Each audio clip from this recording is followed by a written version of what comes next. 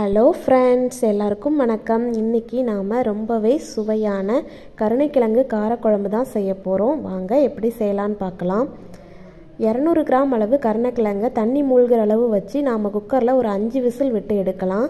அது ஒரு பக்கம் இருக்கட்டும். இப்போ குழம்பு செய்ய ஆரம்பிச்சிடலாம். ஒரு பேனில் சூடானதுக்கப்புறமா 3 டேபிள் ஸ்பூன் எண்ணெய் சேர்த்துக்கோங்க.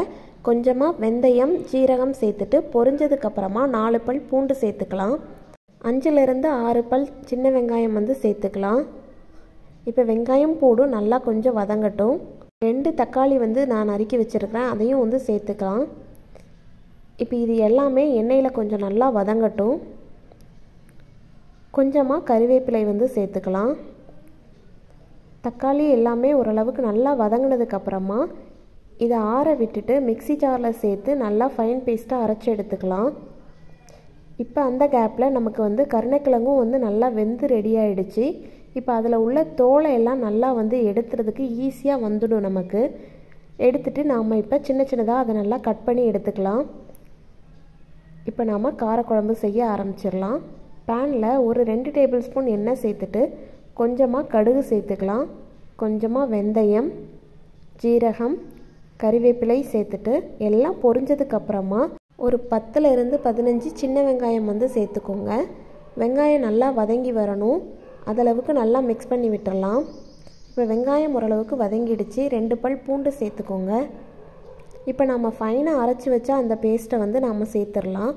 சேர்த்துட்டு கூடவே கொஞ்சமாக அந்த மிக்சி ஜார் அலசிட்டு அந்த தண்ணியும் சேர்த்துடலாம். ஒரு 3 ஸ்பூன் அளவு குழம்பு மசாலா சேர்த்துருக்கிறேன். இதை நல்லா கலந்து விட்டுறலாம். தேவையான அளவு உப்பு சேர்த்துக்கலாம்.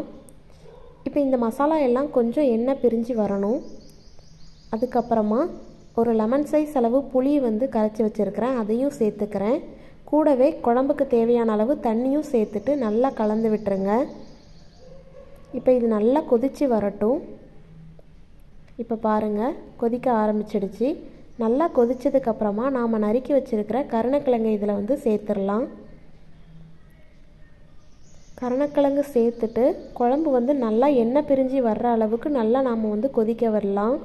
பாருங்கள், குழம்பு கொஞ்சம் நல்லா கெட்டியாயிடுச்சு.